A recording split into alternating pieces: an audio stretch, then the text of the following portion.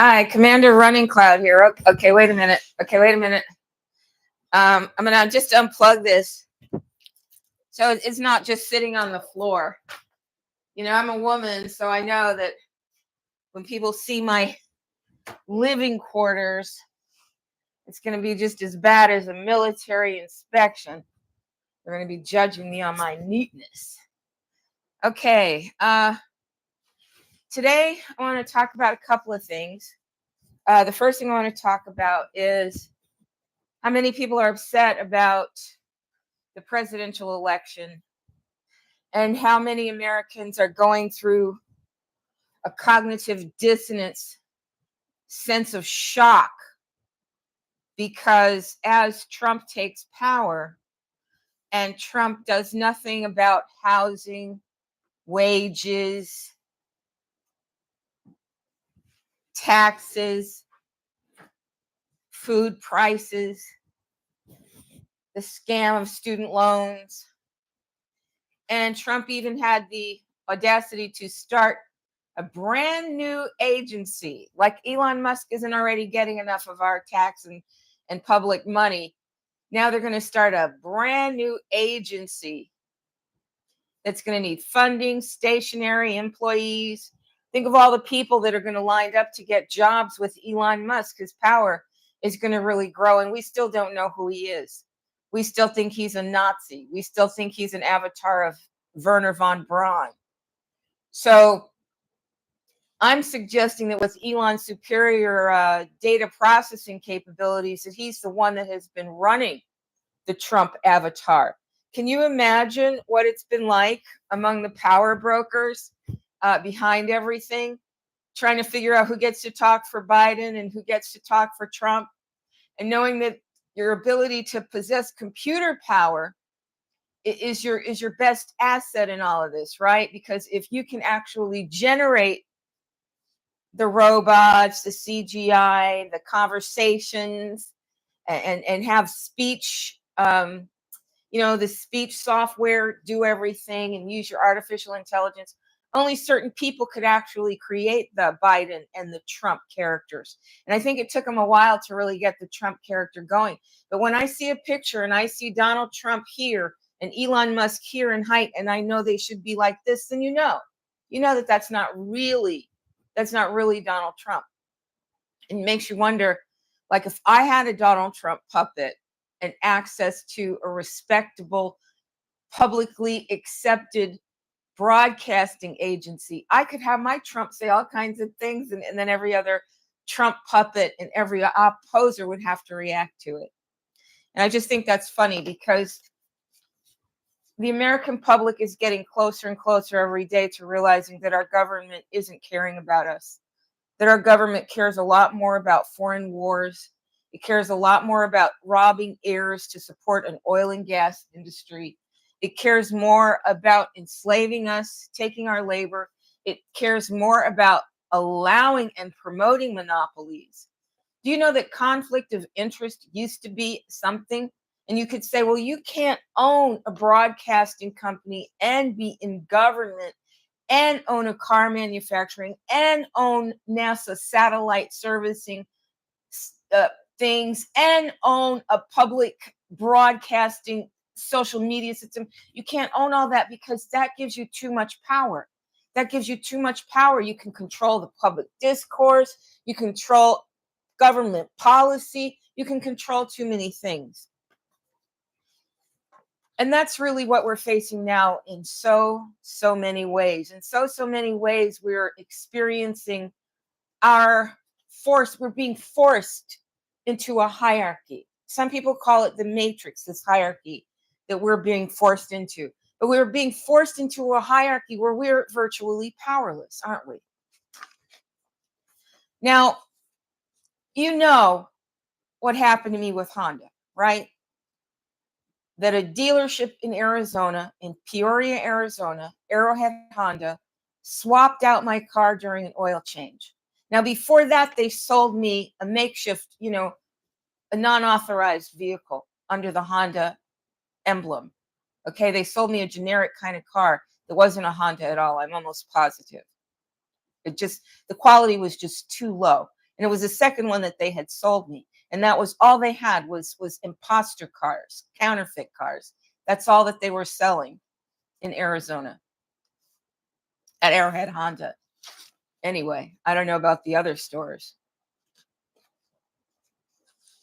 Well, being trapped, being in a captive market with unethical people is really horrible. And our government was supposed to do oversight over the criminals. But what happened instead was when Tina Ainley of the Arizona Superior Court decided to authorize police violation of my American citizen and my human rights by having me kidnapped and detained for no charges, having my property searched without a warrant or without cause, throwing me in jail for 12 hours with no reason, confiscating my money and making me pay to get it back for no reason. All of these things happened, and I found out that the electric company was complicit, because when I get home, there's a notice for shut off that shouldn't have been.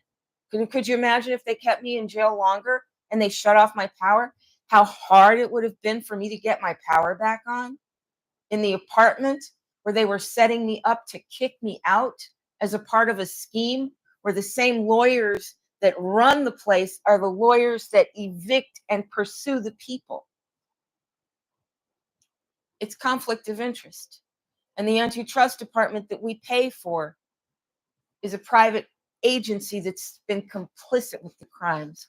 And we look around and we see one government agency after another, complicit with our oppression, complicit with cheating us, and one corporation after another. So you know what happened to me with Honda? Honda stole my car and gave me a counterfeit car. When I went to GEICO to prove my car had been stolen, the GEICO agents nationwide, I talked to agents in California, agents in Connecticut, and agents in Arizona. And nationwide, they stood behind the crime. Nationwide, they refused to validate that you're not going to have that much rust on a car that's just a year old. Within 2 years of a car, you're not going to have that much rust in the back seat. Just the fact of it, you're not going to have tires that are that bald when they're only 27,000 miles on the vehicle. You're not going to have that kind of wear. You're not going to have a battery that dies. Now, Honda Care paid for the battery because I had Honda Care. But when the air conditioning went out on my 2020 hybrid, Honda Care refused to cover it because nobody wanted to open that car and get the dose of radiation from that hybrid, from the 2015 Honda hybrid engine. Horrible radiation. Now, you would expect that in order to protect the consumers, that these companies would have put a halt to these crimes somewhere along the way, or that some broadcasting corporation or consumer guard corporation would have picked up the story and tried to do something. I certainly tried to notify them as best I could without a computer printer or the ability to get stamps to mail things. I did the best I could to notify through social media, through tagging, through calls, through everything I could. Even the Peoria police refused to take the police report for the theft of that car and just mocked me. So they all knew. So what do you do when the police, the courts, and the corporations stand behind criminals and stand behind crime? What do you do when GoDaddy hires nothing but computer hackers and steals the revenue of everybody and steals their traffic? What do you do? Who do you go to? I wrote the FBI, their special department. Nobody called me. Nobody contacted me. And I don't think anybody went to jail. So you know about Honda conspiring with GEICO to rob a consumer of a car and then cover up the crime. They never paid me for the stolen car. And ultimately, Honda Finance repossessed it. Now, Honda Finance, I had called them and told them the entire story. If you try to call corporate these days, you can't get through to call corporate. And if you send letters, you'll never hear from anyone. It'll be as if it just went into a dead letter box. So there's no way for you to actually break through and talk to human beings unless you actually go to the corporation, and then you probably can't get past reception, right? So I let Honda Finance know by talking to several of their agents. I told them that my car had been stolen, that I was working with GEICO, that I was doing research for the crime, and that they could pay me for being an investigator for this crime when they decided to prosecute. Because if you're thinking with your wheels on, you're going to think that, well, America, Honda Finance America is not going to want to be ripped off by a independently franchised dealership, right? So Honda Finance is going to get in line behind me to expose the crime and give me justice. That's not what happened. What happened instead is to avoid the negative publicity and to avoid creating a nationwide panic about Honda dealerships and stolen cars and salvage vehicles and mechanics that will actually swap your new car out for an old car, and insurance companies like GEICO that are keeping catalogs of your car. The GEICO fraud investigator that was trying to intimidate me and make me feel like I was a fraud, trying to commit some kind of a fraud. He told me that his photographer had over 200 pictures of my car parked in a private gated apartment building parking lot. 200 pictures he had of my car, because that was the buy book. That was the buy book. When you're going to steal somebody's tire, you go through the buy book, see where the tires are. You want to steal a catalytic converter, you go through the buy book. So they hired a man that would just drive around taking pictures of everybody's car to keep the car book up to date. So maybe after a theft of a tire or an anti-lock brake or a battery, whatever they're stealing, they would come around and take a picture of that car. So they were keeping records on my vehicle in my private apartment parking lot. And the management, when I tried to tell the management about it, the lawyer that does the management about it, the Moore Law Group, they didn't want to hear it. They didn't even have a lawyer in the room. They hadn't even seen the lawyer that represented the building. He didn't even live in the state. It was his business to drive people into the street and then collect as much as he could on both sides. While you're paying the excessive rent he's collecting, and when he evicts you, he represents the company and he gets paid again, and then they sell your debt, they get paid again. When you sign up to rent one of those apartments from those realtors, that association realtors that run real estate in America, when you sign up to rent something, you sign up for whatever the scam that's going. Okay? So there's the apartment building real estate association scam under the Troutmans. There's the Honda dealership scam where the Honda dealership steals your car. There's GEICO covering for the theft of cars and not paying the consumers, not reporting the crime. And there's CarMax that doesn't report the insurance claims on your vehicle. Well, Honda Finance had the opportunity, since they were the major lien holder and they owned more of the vehicle than I did. And I told them that when I talked to the only person they let me talk to on the phone. She said she made complete notes, and I know she did. I know she did because Honda decided that rather than force GEICO to expose the criminals they were sleeping with, the criminals in their company, Honda decided to stand by GEICO and protect that crime. In fact, on Twitter, there was a group called Honda GEICO. There was a Honda GEICO group used to send messages amongst each other through Twitter. But when I got in and started exposing them, they disbanded that whole name. They were even using Elon Musk's communication systems to communicate with each other about their thefts. Okay, so my car gets stolen by Arrowhead Honda dealership, and GEICO covers for them. I can't go to the courts because the courts are corrupted. I've been to the Dreamy Drug Justice Courts. I've even been to the Arizona Superior Court, and they are all on personal vendettas against people like me that are exposing the crime that the Europeans are benefiting from. That's their bread and butter. That's how they're making money. Okay?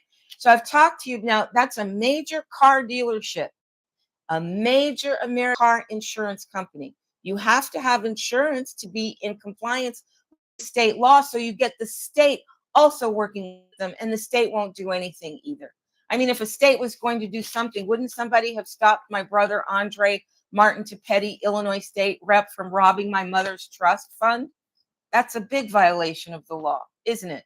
But I couldn't even hire a lawyer to help me because they were all afraid of him, because they knew that he could make sure that they got ticketed anytime they got near a toll authority.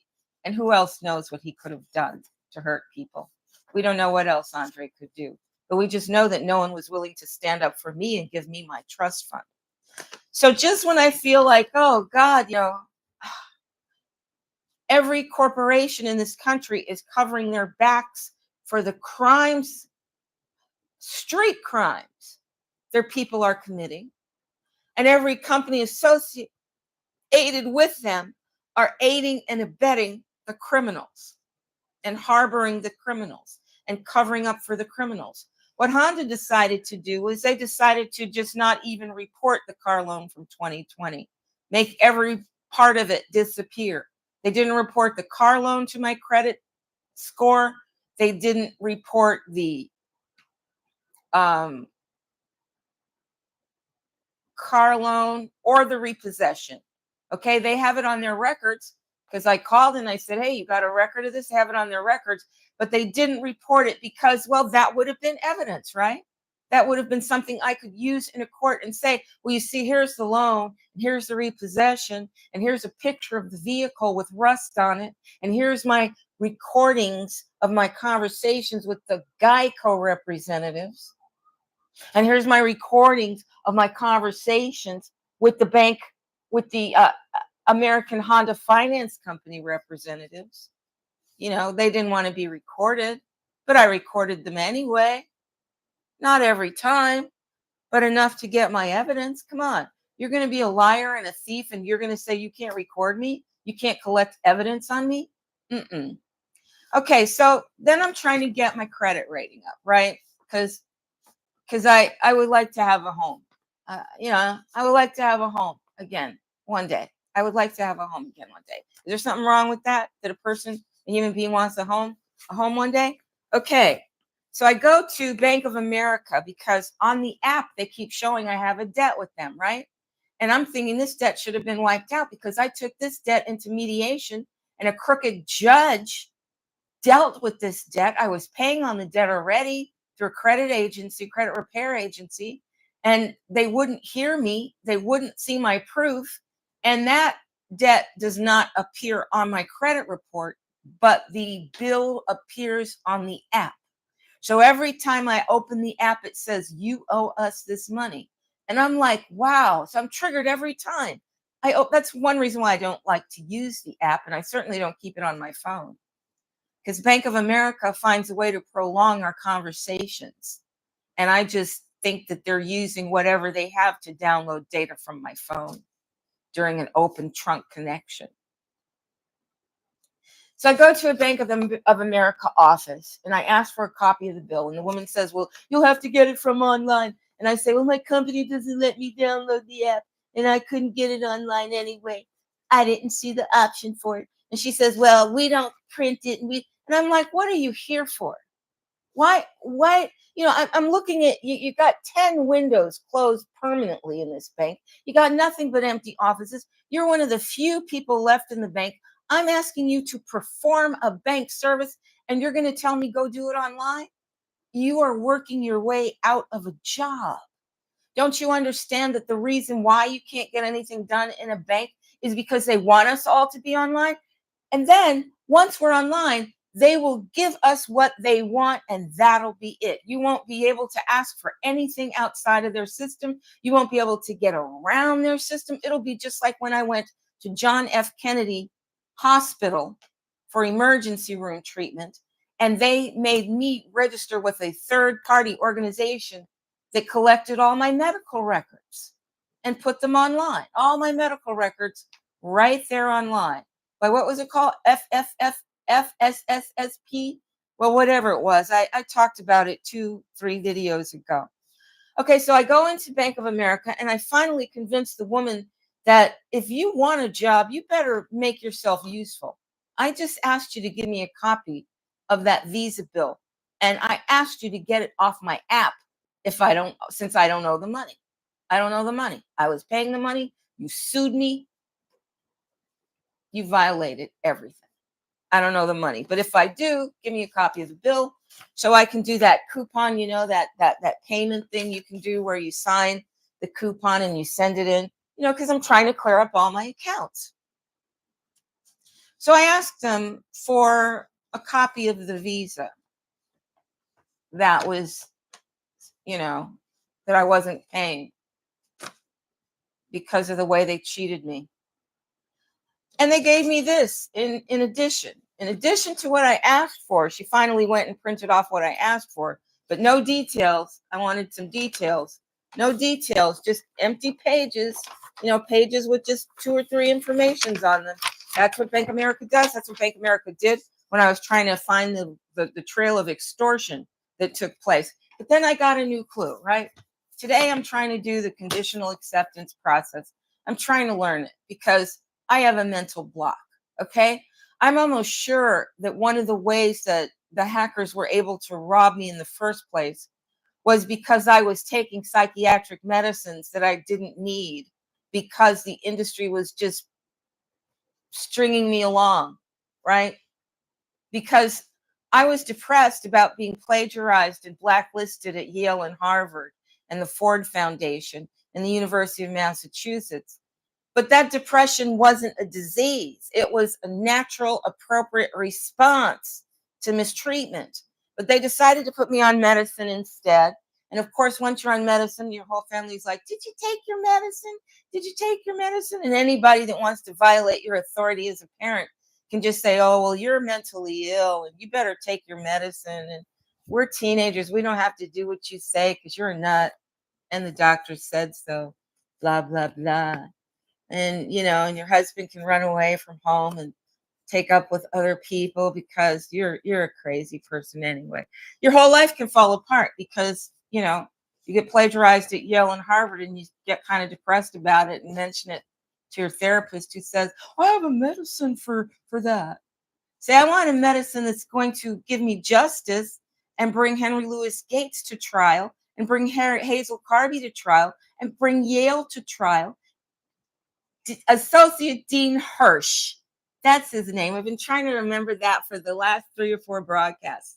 The guy's name, the Jew and the associate dean that laughed at me for being plagiarized, was named Hirsch. Associate Dean Hirsch. He said he would take notes the 3 times I went to visit him. But he said that that generally the university doesn't advise you to sue because it will cost you a lot of money and you will not get a satisfactory result because plagiarism is very hard to prove. Okay, read my book, Ivy League Faculty Plagiarism, Lisa and Hazel in Paris, the emails, and see if I proved it or not. They certainly didn't say that's not true. Take that book off the market. It's slander. It's libel. You can't do that to us. Stop broadcasting us on social media. No, all they did was say it's water off our backs because we are a part of a corrupt government owned by the United States of America Corporation, and all of the agencies are owned by lords and ladies of Europe and monarchs of Europe, and they want us to rob you. Nanny, nanny, nanny, they want us to rob you. So we're in compliance with our group, and you, sorry, honey, you're a victim, and victim is something we don't even want to admit, right? Because we have a whole discourse saying, don't be a victim. You chose your life. Don't be a victim. If you're a victim, it's your own fault, right? Yeah. All right. So among the papers, the woman gives me this one. Now, this one, I didn't even really look at it until yesterday because I've just been kind of overwhelmed with trying to get used to my new lifestyle and regaining my health after the FEMA concentration camp imprisonment and the testing of bioweapons on me. And I get this and I see a bill for $3,357 on some kind of a credit card account. It turns out when I finally talked to the bank and was able to wrestle a little bit of information out of them, they told me it was a Rewards Platinum credit card.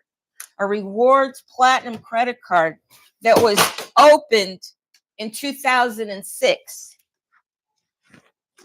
Now, I didn't discover the Apple rootkit that made a bot and invaded my network and substituted they got my original Bank of America statement and sent me a duplicate because they're the middleman. And I didn't discover that there was a middleman until 2009. So a hidden network was operating out of my home from Woodbridge for all those years. And now through doing some research about this debt, I found out that this credit card was opened in 2006 and it was closed in 2017. By then I was in Arizona. I was in Arizona by the time it was closed. So they kept it open a long time after me. They kept it open. And in Arizona, the Bank of America sued me for a different debt. So, and that was where the bank manager discriminated against me and wouldn't do the notary public job. And that was where a lot of other weird things happened. The bank loan manager told me that I would have to have $1 million to even talk to him about a small business loan. Okay, so the Bank of America, I'm just going to say that from my experience with trying to do the research and everything else on this case and other things and their behavior, I'm going to say that the bank officers are complicit in the crime of computer fraud, where computer hackers create networks and communities and take over everyone's computer at the master level and make everybody's computer a client computer to the master computer. And they get into people's networks and they create facsimiles of the bank website, of bank statements, of email. They have all of this fraudulently set up so that you don't know they're siphoning money, they're creating separate credit cards, all kinds of things on your account, okay? Now, when I got this document and I'm looking at it, I see this address, right? Because I noticed on my credit report that there was a weird address and there was also a misspelling of my birth name, an I instead of an E that I can't seem to get removed. But this bank says this one was sent to 11 Broadway, Suite 1600. I think that's 1600. 11 Broadway, Suite 1600. And at that address, there's a credit repair company. Maybe the same one I used when I used one in 2017 or 2018.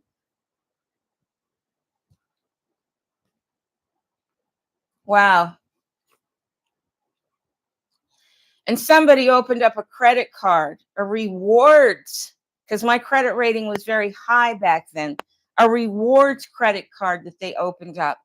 And they might have even set up automatic pay from my own bank account, but a second set of books. So you've heard of having two sets of books? Well, Bank of America hackers, which seem to be complicit with the corporation from the difficulty I've had getting cooperation from the corporation, they create a second set of books. And then you see your set of books and they have the real books where they're stealing your money. Now, I ask myself again and again and again, how did I not notice this? How did I not notice this? How did I not notice this? And the only thing I can think of is because I was on so many psychiatric drugs that all I did was take my medicine, eat and sleep. Take my medicine, eat and sleep. I was sleeping up to 18, 19, 20 hours a day. Okay. But when I found The Sims, the game called The Sims, I started staying awake again. Because in The Sims, you can make a little community, and then you can, make people to live in the little community that you made. And I loved designing houses and furnishing them using The Sims. And I would just always go straight to the cheat that let me have everything I wanted. And I would just decorate houses and build houses. And I built a house that had an underground factory that robots worked in the underground factory. So the house had income from the factories working in the basement. They didn't need places to sleep or anything. So just, I had so much fun with The Sims. But The Sims was the way that I found out that I was being hacked. And through Facebook, I found out that I was being hacked.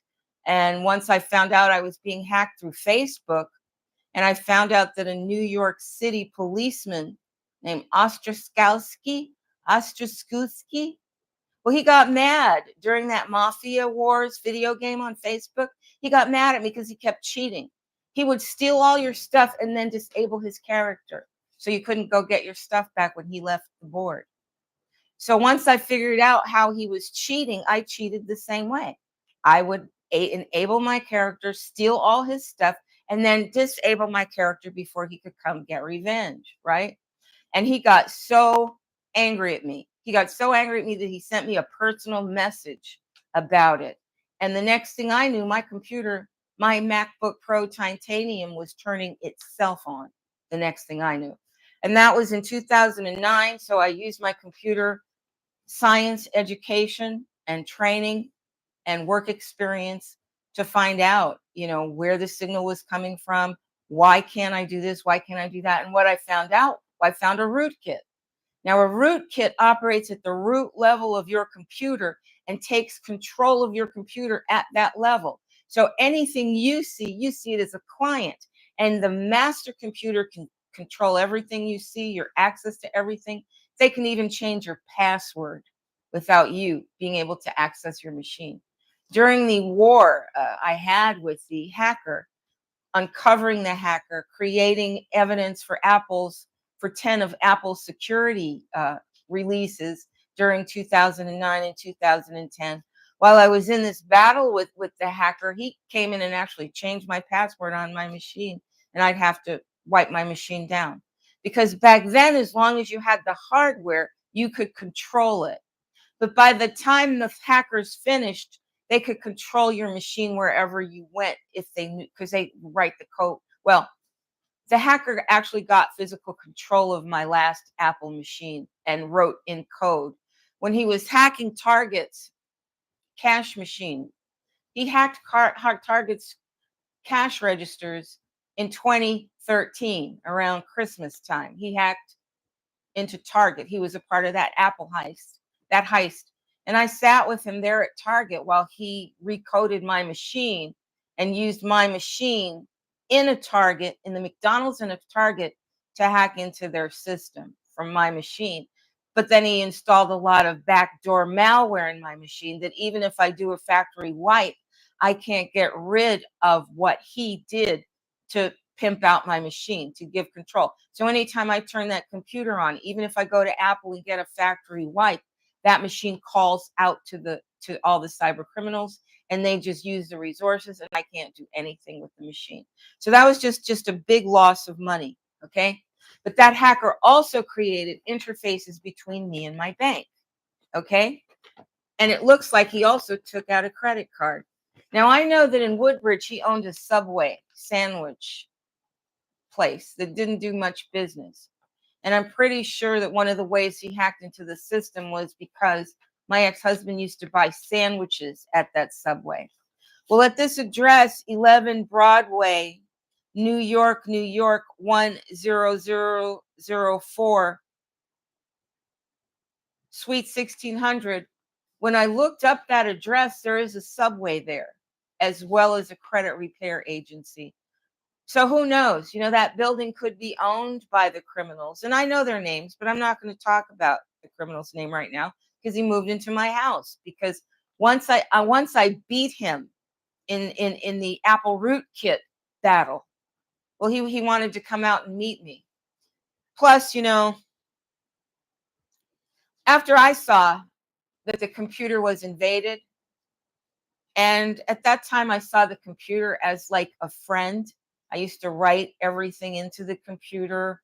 I wrote my poems into the computer. I wrote my graduate school term papers and notes into the computer. I wrote my syllabuses for my classes and my class lectures into the computer. That computer held all of my intellectual property. And when I found that someone had relegated me to a client in my own machine, and I realized that I couldn't play The Sims anymore because it was an open port. And through the open port of Facebook or Twitter, even on the phone with Bank of America, if you've got an open port to your network, then the hackers are sophisticated enough to come on right in and take a look around, and get to know all your business.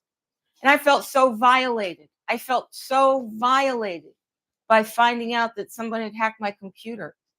And I reported it to the Woodbridge police, but they couldn't even make a proper report because the officer had no idea what I was talking about. And the chief of police refused to meet with me. So they've had carte blanche in developing a totally criminal culture in cyberspace. They've had carte blanche to do that. So I get this copy of a $3,000 credit card and I call the bank. And it's hard to get to talk to someone. And when I talk to someone, I ask them questions, but they want to ask me more questions than I ask them. So I have to say, listen, when you call me, you can ask the questions, but I called you, I want information. You think you can do that? So then I'm getting all nasty, right? Well, the first girl I talked to, I'm asking her to tell me when the account was opened and closed. And she says, just a moment, let me check. And she stays away from the phone for way too long. And I start to think, what in the heck are they doing? Are they trying to download data on my phone? I mean, I've had people like the OYO hotel reservation desk try to keep my phone lines open, try to keep me moving from my messages to Safari to the phone call so that they can track me through data through my phone. So I'm sure that the hackers have that capability. I haven't seen it publicized, but I've seen it in action. So I'm thinking, wow, Bank of America, they always hold you on the phone for so long, and then they announce your balance out loud, and you didn't even ask for it. So if you're in a crowd trying to do your banking, Bank of America is going to broadcast your banking account, right? So you're probably going to adjust the volume. Now, when you adjust the volume, you're doing a transaction that sends a signal through the device that probably activates some recording device or entry or invading device or into your telephone. And every time I call Bank of America, there's trouble on the line. There's a interference, a fuzzy interference on the line. So I know my line is always tapped whenever I call Bank of America. Now, if you were a person making a living by hacking into people's Bank of America accounts, setting up credit card accounts for them, and siphoning money from their balance, wouldn't you want to hear every phone call they made to the bank? Wouldn't you? Now, in order to have the level of invasion into the bank software and delivery system that I'm experiencing, the Bank of America has to be complicit with it. So when I call to report them and they keep me holding on the phone and they're asking more questions than they're answering, well, I feel pretty darn suspicious. So I did my best to get some information. I ended up having to hang up on one agent that kept me on hold long enough for me to think, are they trying to break through my phone? And I usually have my phone so locked down. I mean, I had even turned off cellular data. So just the phone was working when I got put on hold for the second or third time for them. So I'm asking them, do you have the signature that opened the account? Right? Who opened this account? Where was it opened? And they're taking so long to try to get me the information. And they're going to have to transfer me to this department and that department and this department and that department to get it done. And well, I've been through that rigmarole. I've been through that trick before with GEICO. Okay. With GEICO. Oh, we have to transfer you here. Oh, we have to transfer you there. And everywhere you get transferred, you're left waiting. OYO hotel reservation, same way. Oh, you want a receipt? We have to transfer you here. Oh, we have to transfer you there, because they're buying time. They want you to keep your phone line open as long as possible so they can invade and fish around in there, because you just opened a door to your network. And they can, if you've got Bluetooth on, forget about it. They're going to enter your entire home network. So I'm trying to figure out, who am I going to report this crime to? I know who it is. I know where and when it happened, in Woodbridge, Connecticut. I know that the computer hacker had everybody in the community functioning as a bot on his system, functioning as clients on his master computer system. He had everybody in the community. He was robbing from everybody. Now I tell Bank of America, they're going to do just like Honda American Finance. They're going to keep all of my hard-won private investigation service as their own benefit without paying me for my work, for my intellectual property, for my investigative reporting. They're not going to pay me a cent. And then they're going to make sure that I just don't have any benefit at all. They're not going to pursue the criminals. They're not going to create a press release that says Honda American Financial experiences losses from GEICO covering up auto theft from the Honda dealerships, right? Honda Finance, GEICO, Honda dealerships, independent franchises. They're not going to blow the whistle on themselves, right? And if they don't blow the whistle on themselves, who's going to protect the consumer? Who's going to protect this consumer? So what we find since 2009, when I uncovered the crime, is that from 2006, I got somebody spending my money and having information sent to a different address from my name under my account. Under my account. And when I log onto my app, there's no record of it. No record of it at all. When I go to the bank, there's no record of it. It's off the books. That's an inside job, people. That's an inside job. And when a dealership steals your car and an insurance company covers up for it, and they try to intimidate you and they don't pay the claim, and then the car dealership comes and repossesses the car to steal the evidence, that's an inside job, my friends. That's a multi-corporation inside job. So here we have a new president, right? And I've been reporting on cyberspace crime since I started public broadcasting in 2014 to expose Andre, who was stealing a trust fund and violating a last will and testament of my mom. So I've been out here 10 years now, 10 years. And not one of the presidential candidates have addressed this problem of crime in cyberspace. And it's getting more and more sophisticated to the point where you call customer service to try to get some basic information, and they try to milk you for all your information and tell you as little as possible so that you can't sue. You can't pursue. But if you could sue, who would you sue with? Tina Ainley? Okay. The Illinois probate court, the Oklahoma probate court, Judge Butner, who would you sue with? And if you want to complain to a politician, would you complain to Andre? Would you complain to the politician that followed me around Scottsdale that day? You see, we are under a matrix, okay? We are under a maze of criminality. And a lot of it is being facilitated by cyberspace. And when I saw the contract that I had to make to get emergency room help, and how little opportunity there was for me to protect my information and protect my body once I get in there, and there's no appeal. And when you go to the website, it doesn't even bother to tell you contact information.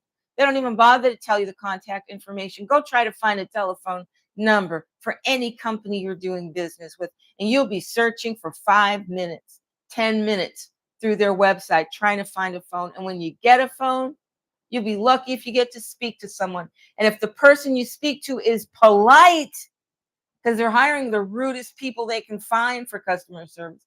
If the person is polite, well, there's your first miracle right there. If they actually have access to the data you need, well, then you got it made. You're not going to have it made, and there are no miracles. Okay?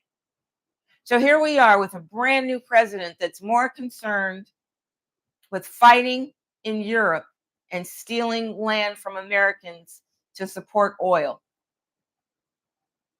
and gas. Because whether it was Harris or Trump, it's the president of the United States of America corporation that only has the ability to operate outside of Washington, D.C. But like any other foreign invasion, they come with an army. They come with a military. They come with a military. And they come with a police force. And they come with lawyers that are loyal to them and not us. And more Americans are waking up to this fact that we are not really a free nation. And who cares about a republic? That's just another European construction of things. I don't know what a republic is. It's, you know, it's a difference that matters to Europeans in European racism, in European nationalism, in European supremacy.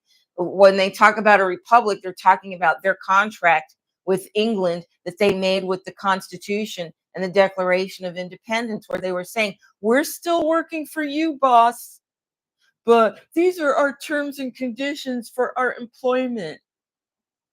But it didn't have anything to do with the rest of us. That's why my people were just 3/4 of a man in that system, because we are the enemy. We are the ones being conquered. We are the ones being robbed. How can you go from 50% landowners that are Black Americans at the end of the Civil War to under 10% today? Okay? You want us to think that people like Puff Daddy represent our entire race, and that's why we don't have any money, because we're all criminals? Only we're not as good at it as Puffy? No. We know now that Puffy is aberrant, as Jeffrey Epstein is aberrant to the Jews, the everyday Jews. Okay? But don't you wonder why we don't hear any more about Jeffrey Epstein? He was far worse than Puff Daddy. He had children involved, and plenty of them. And he was discovered in a bloody abattoir under his island. Yet it's too horrifying. What? The controllers of the media are too powerful? What? I don't know, but this is what I do know.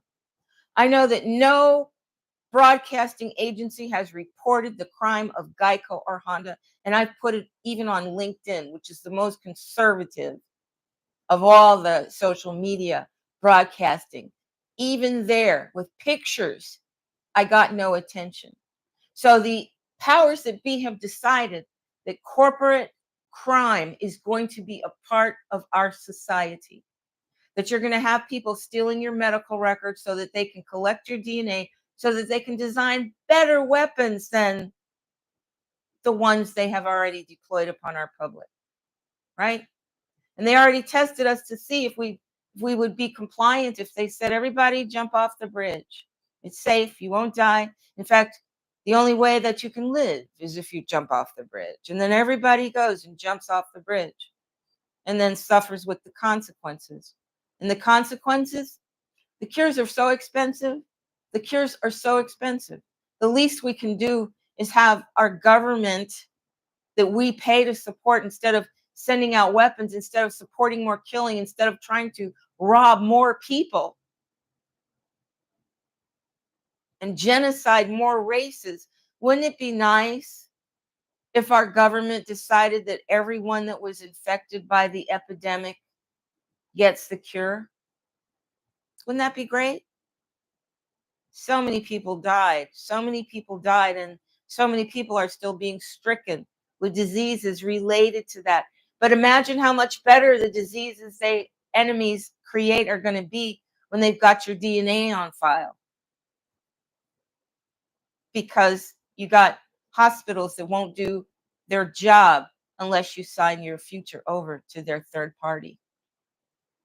We are facing a major, major crisis in corporate crime and government complicity with that crime.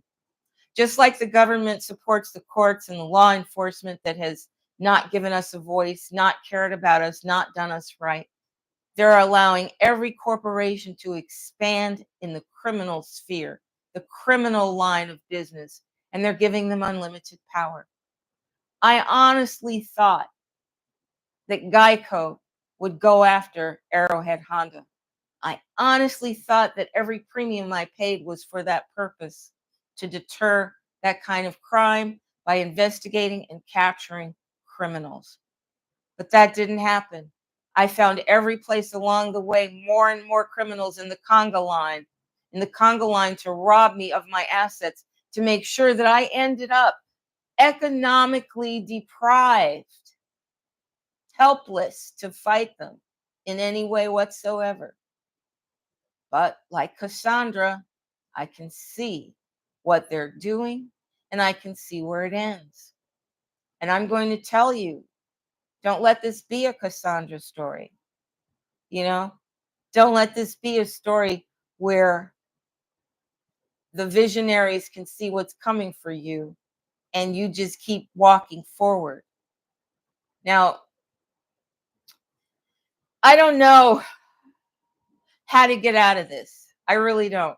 I mean, if your car gets stolen by a dealership and the police support the dealership and the insurance company supports the dealership and the government supports the dealership, what are you going to do? You're going to take it, aren't you? And then if you find out that somebody has been extorting your money from the bank and you ask the bank to give you the proof, to give you the statements, the itemized statements, so you can track it through and find out where the money got lost, and your bank sends you a great big old bolt of empty paper, then you have to say, well, the bank is hiding it. The bank is hiding it. Now, they might be hiding it. Bank of America might be hiding these crimes to save their reputation, right? But if that was true, wouldn't they make sure that I got my money back? Wouldn't their accounting show how much money was stolen from me over that decade and make sure that I got my money back? Sure, they would, if they were ethical, right? And that's why I say this is an inside job.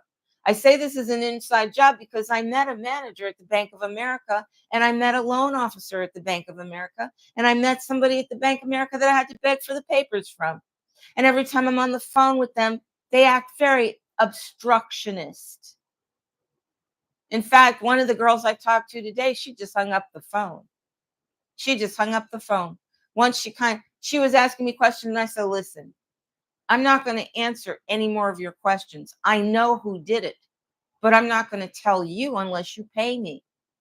You pay me for my investigative work, and I'll be happy to report all my results to you. In the meantime, can you get me a detailed list of all the purchases made on this credit card? And she says, well, you can go to the branch, right? Now, I already know from going to the financial center that she's going to say, oh, I can't access that information. I'm going to have to say, then why are you here?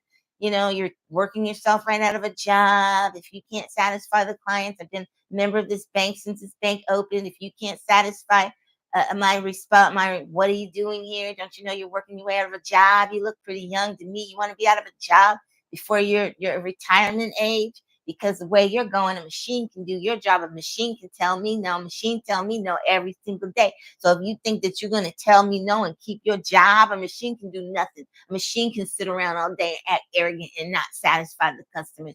You better do something, girl, if you want to be sitting in that seat this time next year, because they're going to wipe your ass out. I got to do that again. I got to go there again, and then maybe not get results. I'm going to put it off till next week.